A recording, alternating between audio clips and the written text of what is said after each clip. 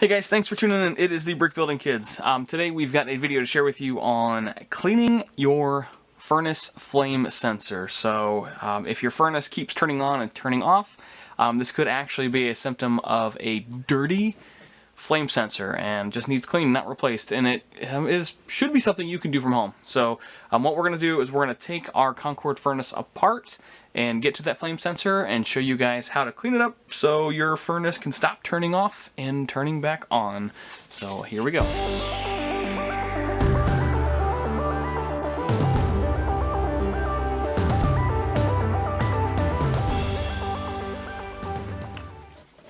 Alright, now guys, before we get started and taking things apart, you are going to want to make sure that your furnace is turned off. So on ours, we have a shut-off switch that will turn off the power to our furnace, and it will actually turn off the power to the lighting that we have.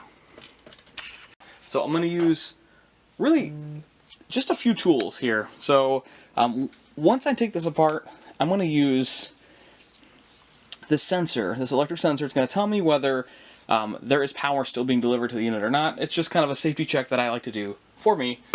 We're also going to need a screwdriver. I use this multi-tool. It's super convenient, and it comes with a ton of bits. So basically we have one of these upstairs and downstairs, so wherever I'm at, one of these are at. And we are going to be using a very fine sandpaper grit to clean this off. So let's take this apart. Okay, so on our unit there are a couple,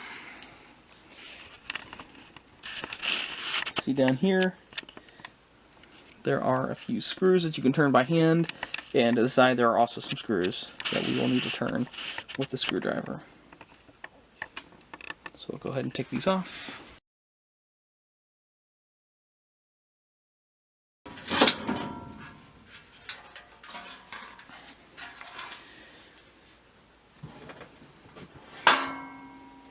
Okay.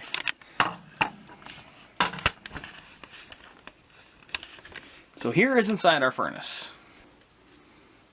Get a good look at this. So I personally see a couple problems, and I'm probably going to do this another day when I have a little more time to work on this. So some of this probably could be dusted off and cleaned off and taken apart, because it does look rather dusty at this point. Let's take this sensor off. Alright, now guys, before I do that, I actually want to do this. So I want to take, and I had mentioned that I want to make sure that there's no power to the coming from the unit anywhere. So here's our main power supply in here, our main power source. So to the side is our switch that turns the power on and off. So there's no power, I'm getting no readings. If I was getting a reading, you would hear and see something like that. So we're not getting any power here. So I can take the sensor off, no problem. So you're going to see our sensor is right here. Zoom in a little bit there. Okay. So our sensor is right here. Just want to take that off.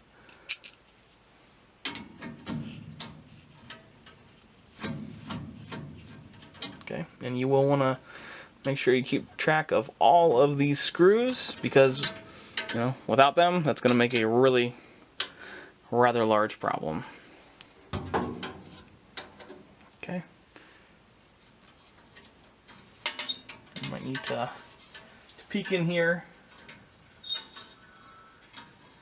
to turn it to see.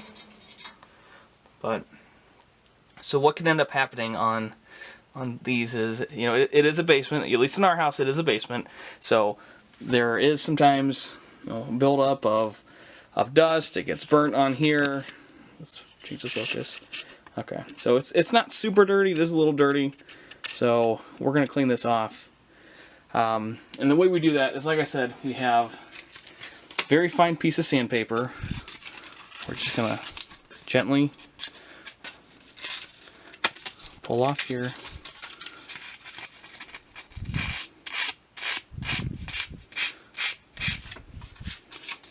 And you'll want to just keep doing that until it's free of any debris. But basically that is your sensor of the flame. So if this sensor does not detect any flame, it wants to stop the furnace from putting out any additional gas.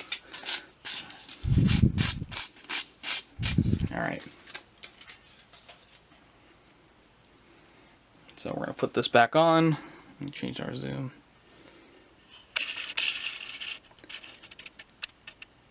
Okay.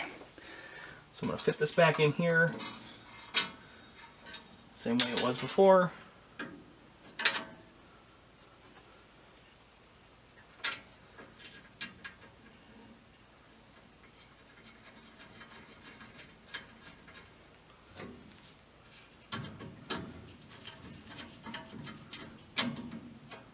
Okay, I'm going to reconnect this here.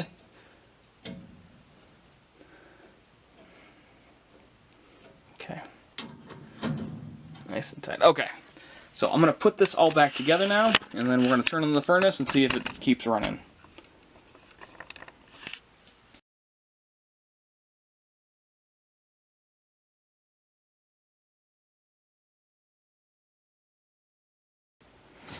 Okay. So now we're nice and tight. We're going to flip this switch back on, and let's see if we can keep the furnace on.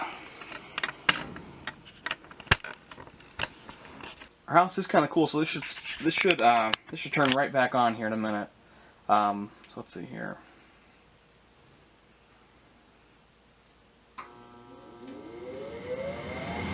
Okay, we are on.